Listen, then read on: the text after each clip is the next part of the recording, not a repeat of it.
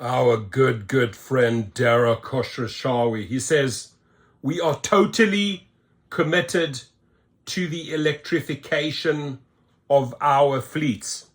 We are totally committed to screwing over riders and drivers would be the more accurate headline.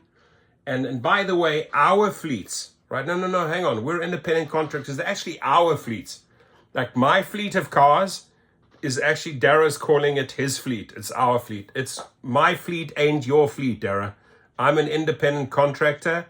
I use the cars on your platform, on Lyft's platform, and most of the money, 95% of the money I make with private clients. So I love the way he says it's our fleet, right? These are our cars, our SUVs, our fleets, our electric bikes, our scooters, you name it, right?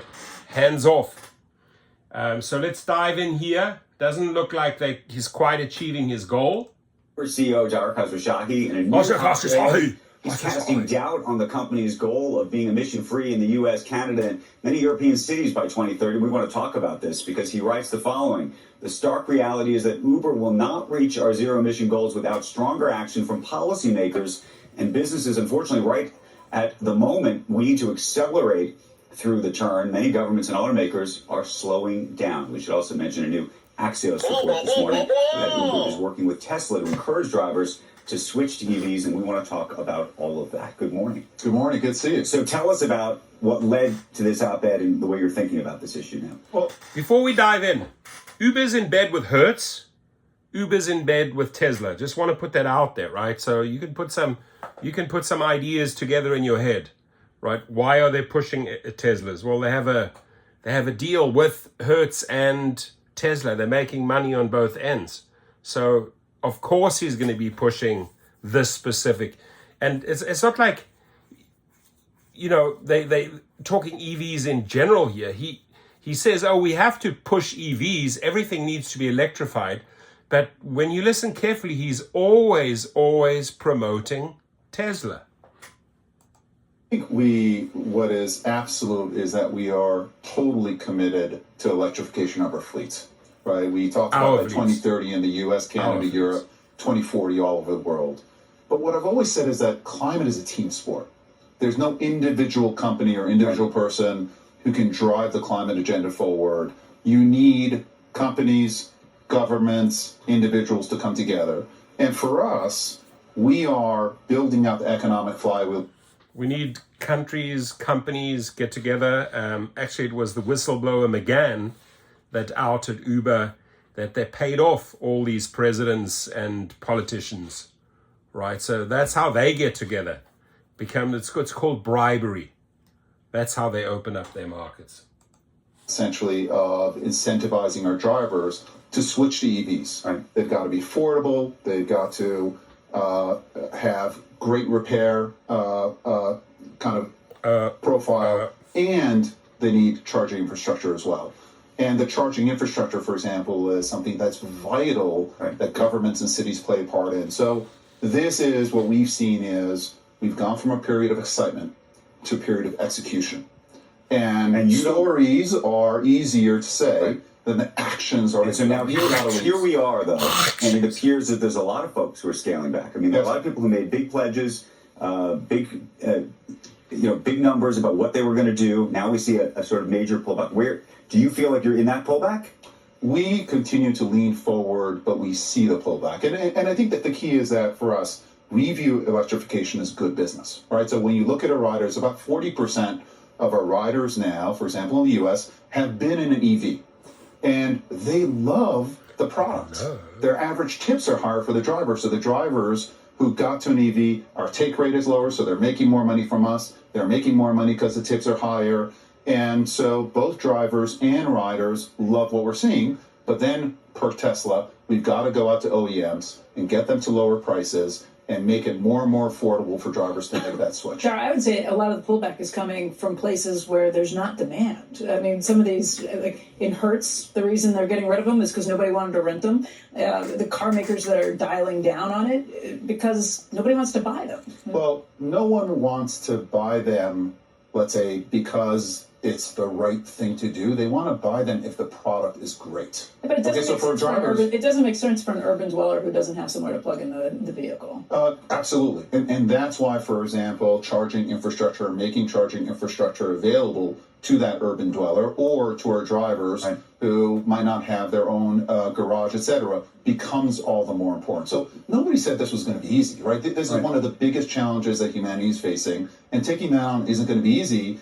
And we want to keep pushing forward through this more difficult time, and we're totally committed. A driver that's driving for you 8 hours a day, 10 hours a day in an electric vehicle, can they make it throughout the whole day on one charge? They can make it on one charge, and what we do is we help them in terms of what's the right time to charge, for example. The right time is low demand time. Right. We'll find you an open charger. The data needs to be good. The charger needs to be not broken. Right. And we'll find you what the price is, etc. So there's a whole system that you have to build in order to enable all this to come together. But again, there's an infrastructure that we're depending on, and governments need to keep leaning into that infrastructure. Let me ask you about a separate topic that came up in the news while we've been at Davos. Drizzly, an acquisition that you made, an alcohol delivery company, effectively. You shut it down. You spent $3 billion on it. Was that an acquisition that you now think was a mistake? Well, we shut down the app. We haven't shut down the service. Okay. So what we saw, and we're increasingly seeing, is we talk a lot about the power of the platform. And what does that mean is people like coming to a single app that knows them, knows their identity, payments details, etc. And we bought Drizzly, and we essentially started building in alcohol delivery into the Uber Eats platform. Getting all the merchants in place, having all the inventory, building the right catalog, etc. There's a lot of detailed work that went into it. And after a while, what we saw is a lot of Drizzly customers who used Uber Eats, the second time around, they used Uber Eats for alcohol delivery. The same thing is true for grocery as well. We had Corner Shop, we shut that down. It is a disciplined thing to do in a market that requires discipline, but more and more, it shows the power of the platform, which is consumer. But you look at that as a deal. Did you need that to make the jump to get people to buy Uber Eats? To buy alcohol. I don't think we necessarily needed it, but it committed us. And it committed us to move faster to build this one app for every delivery need that you need. So it's worked out for us in the end, and alcohol delivery is one of the fastest growing parts of our business.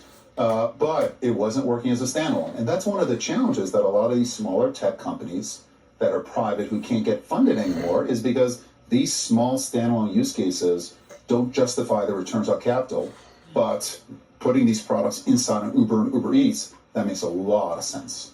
We keep talking about AI. I mean, you can't move without talking about AI. Question. I can't believe it took that long. So, how is AI being used in practice? It's being used to fuck over drivers. That's how it's being used. So, first of all, AI is a big word, but there are many different kinds of AI, right? So, we've been using AI to price out your ride, to power your feed on Uber Eats, our earnings, to figure out the right route, to decide Will you charge me a different amount than you charge Becky for the exact same ride, same moment? Yeah, good question. Not the same ride, same moment. No. Let's say you think that it's that because you can test this. Yeah. Am I a more elastic customer? Will I pay more? Meaning, am I willing to pay a higher premium than maybe Becky is, or maybe Becky's? Probably not. I'm the cheapest. I'm the cheapest. Probably not. We don't price based on individual. Okay. But we do price based on routes. Okay. So, for example, you're taking a route from the suburb to the city. Right. We may know that there aren't that many alternatives, so you might be less elastic in terms of price sensitivity.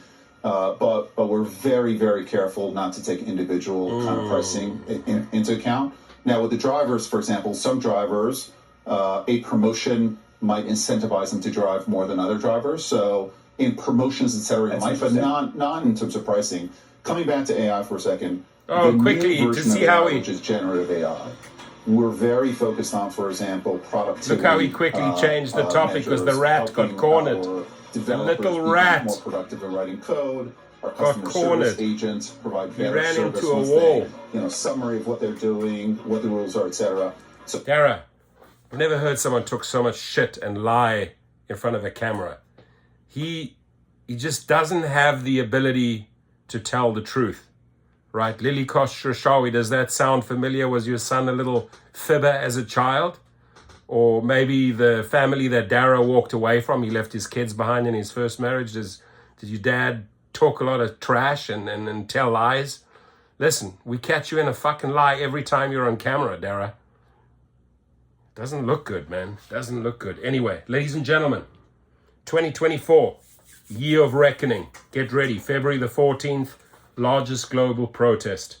Join in, flyers, get them out there, organize at airports, contact your media, and let's shake it up a little bit for these guys. Unacceptable how they roll. Anyways, ladies and gentlemen, your comments, I'm waiting for them.